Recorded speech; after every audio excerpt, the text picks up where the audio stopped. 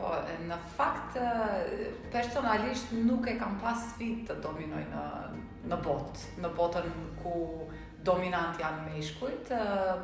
Definitivisht kur flasim për dominancën, aty kanë të bëjnë shumë parametra nëpërmjet të cilave mund të masim cila dominancë është, e kujt është dominanca më e madhe. Domethënë, unë besoj në atë balancin i cili bëhet në mes dominancës të femrave edhe dominancës të burrave, ku për shumë sende gratë i gjejnë më dominante se burrat.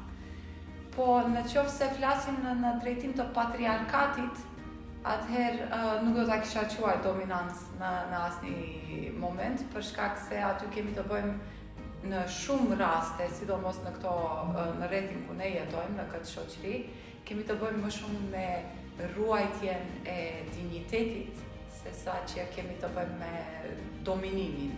Domethënë, vetmi se dominanca lidhet me agresion, vetmi agresioni i cili mund të vjen prej grave, është agresioni për ta ruajt integritetin e tyre, e jo për të dominuar mbi burrat.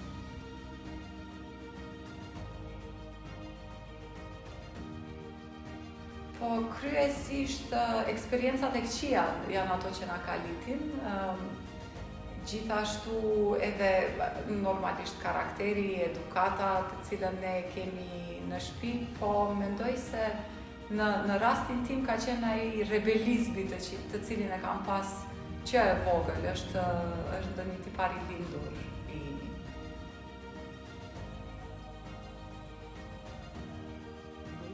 Definitivisht është njëra hapi kryesor për të ndjek ëndrat e tyre është që të bëjnë ta sjellin vetë vendimin se çka është ëndra e tyre.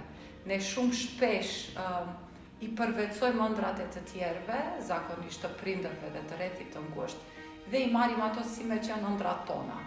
Në qoftë se një vajzë e kërkon ëndrën e saj në mënyrë të pavarur nga familja dhe rrethi, atëherë ka shumë më të lehtë që ta ndjek dhe ta realizon atë ëndër.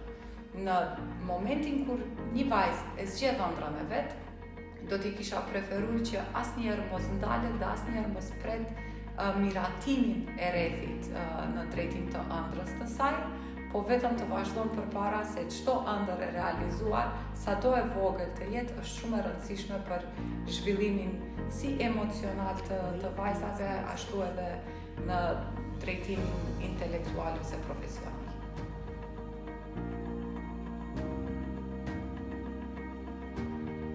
Ka sfida që vinë kështu, që janë të përditshme të themi, prej sfidave të reja të cilat mund të ishin pak më të mëdha, gjithsesi janë në pjesën profesionale dhe janë të mirëseardhura të cilat do që të vinë nga sfidat.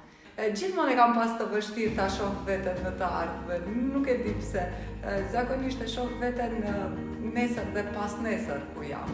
Për 5 ose 10 vjet nuk e kam idenë ku mund të më çon jeta, po besoj se do t'jem gjallë e shëndosh deri atëherë, e të shohim çka do të na sjellë.